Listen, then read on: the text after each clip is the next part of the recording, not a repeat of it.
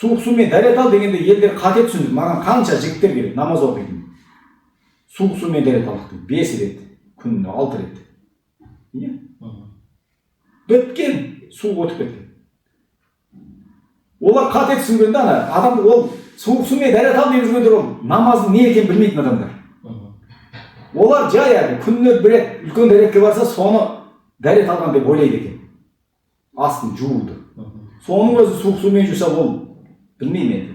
Кірді суық су кетіре ме? Жылы су кетіре ме? Бұлай айтқанда. Әркім өзі осыны ойлансын. Ал суық сумен 5 рет дәрет алсаңыз, аурудың бәрі содан ғой. Ойлап қарасақ. Біз неменеге өзіміз қиындатып жүрміз? Өзіміз. Жылы сумен жуын, жылы киін. Қазақтар қалай жүрді? Ыстық сорпаны ішті. Қымызды сабадан сапырып ішті. Пісіп. Ол холодильникте тұрған жоқ қой. Бөлме температурасында тұр, соны піседі. Көпіршейді. Сонда пайдалы бактерия өнеді екен. Қымыздан, айран, шұбат бәрінен. Осыны бәрі жоқ. Апарамыз да тоңазытқа саламыз. Түк бактерия жоқ. Оны аламыз да сол күйінде жұтамыз.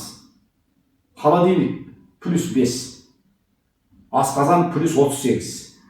Жабысып қалады бұлар.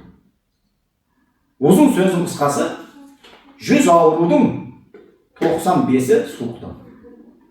Kalgan tamaktan, nerv stresi.